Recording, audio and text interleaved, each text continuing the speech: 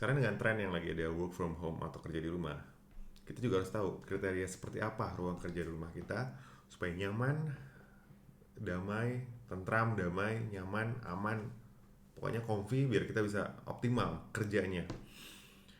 Nah, kalau bisa ada beberapa kriteria yang kita harus perhatikan ya untuk ruangan-ruangan apa ya ruangan yang kita bukan kita perlukan sih, kita kan harus kerja ya, kerja jadi harus nyaman, nyaman biar produktif biar optimal, kuncinya gitu doang. Nah, mungkin bisa mulai dengan pilih ruangan yang kalau bisa terpisah nih, kalau memungkinkan ruangan ya terpisah.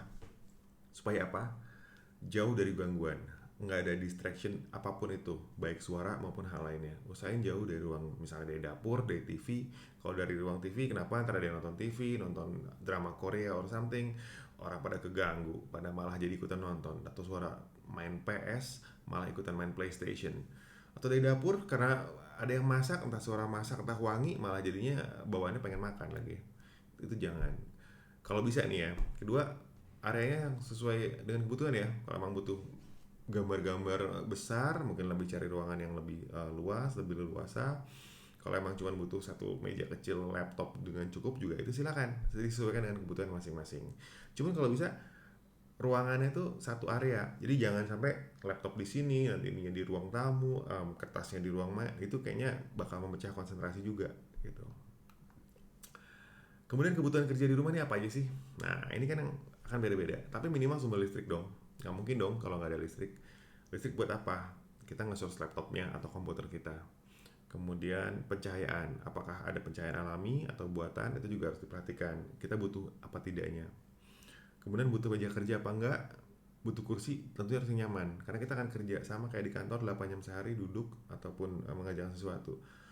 Kemudian butuh printer misalnya, atau misalnya ada lagi internet dan wifi tentunya, karena memang ya hari ini kan kebutuhan koneksinya memang dari internet dan wifi ya. Jadi itu juga harus kita perhatikan, kita udah siap dengan itu semua nggak? Karena apa, mau video call nantinya minimal video conference atau sending gambar, sending dokumen, jangan sampai keputus di tengah. Itu penting banget. Kemudian ruangan-ruangan apa sih yang biasa dipakai? Memang ada bisa, kalau memang sudut tadi yang pertama sudut ruangan atau ruangan terpisah atau sudut ruangan paling enggak. Kemudian kenapa sudut ruangan? Supaya emang agak sedikit minggir ya, agak minggir sedikit gitu. Kemudian dua ruang makan, walaupun tadi jangan dekat-dekat ruang makan karena terganggu, tapi ini salah satu ruangan yang memang bisa ready kalau nggak harus ngebangun. Jangan tiba-tiba wah lagi work from home nih langsung renovasi rumah gede-gedean, ntar lamaan renovasinya daripada waktu work from home-nya. Ruang makan, terus kalau nggak dapur, kalau memang dapur sesuai, memang tadi di awal dihindarin kalau bisa, betul, kalau memang bisa dihindarin lebih baik jangan di dapur. Tapi memang kadang-kadang kita misalnya nggak ada ruangan lagi, ya ruang makan dan dapur tuh emang apa ya, satu ruangan yang ready karena ada meja makannya, ada credenza, ada apa yang memang bisa dipakai. Kemudian kalau punya ruang tidur tamu nih di rumahnya ada ekstra, mungkin bisa dipakai dulu, di convert dulu jadi ruangan buat bekerja. Kemudian kalau ada garasi, kalau ada loteng mungkin, nah itu juga itu salah satu contoh ruangan yang terpisah. Atau di ruangan terbuka, kalau memang memungkinkan dan nyaman, misalnya punya teras yang cukup nyaman, comfy, ada gazebo-nya misalnya, atau ada kolam renang ada di pinggirnya, terserah itu, balik lagi ke masing-masing dan ke area rumah masing-masing. Tapi itu pun bisa kita lakukan dan kita bikin senyaman mungkin. Intinya sih senyaman mungkin gitu. Nah, cuman yang paling penting nih di apa namanya, perhatikan nih ya, kalau untuk ruang kerja itu ya, ruang kerja utama misalnya apalagi yang saat ini kita pakai, ini ada pencahayaan alami atau buatan dan sirkulasi udara. Dua itu sih yang paling penting untuk sisi kenyamanan kita sebagai manusia yang bekerja. Karena kalau memang kita kepanasan, kita juga nggak bisa mikir karena baru mikir panas, panas akhirnya nggak konsentrasi ke kerjaannya.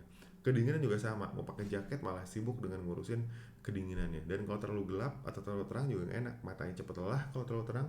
Dan kalau terlalu gelap juga kita malah bisa sakit mata karena silau, ada apa, gelap ya, kurang butuh cahaya lebih untuk mendapatkan apa yang bisa kita lihat kita kerjakan, itu nggak boleh. Nah, nanti di sini saya kasih lihat, ini ada contoh untuk ruang belajar, untuk ruang kerja utama, kemudian untuk ruang belajar anak, dan ini kalau ada ruang tamu ekstra, ini simpel-simpel aja, emang cukup kursi, meja, laptop misalnya. Atau di yang ruang kerja utama ini ada kursi, meja, dan ada printer ya, ada lampuin juga, tergantung dari masing-masing setup. Dan kemudian Kalau untuk ruang belajar anak nih, karena kebetulan misalnya banyak anaknya juga yang learning from home atau bukan homeschooling ya, tapi online online learning ya, karena memang lagi belajar dari rumah.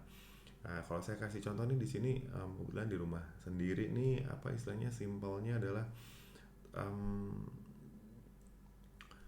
ada monitor juga untuk supaya mereka anak tuh bisa belajar, kalau memang mungkin kan ya, dari laptopnya bisa dikonek ke monitor yang lebih besar atau TV kecil, sehingga mereka juga pada saat online learning itu bisa lebih jelas mendengarkan instruksi dari gurunya atau melihat teman-temannya atau mengerjakan tugasnya, jadi lebih, kalau memang memungkinkan. Tapi kalau enggak, cukup pakai laptop atau tablet selama itu nyaman dan bisa ngerjain ya.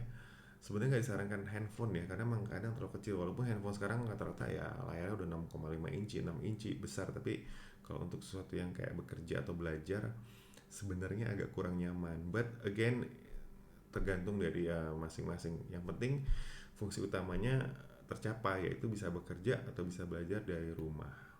Itu aja sih gitu. Nah,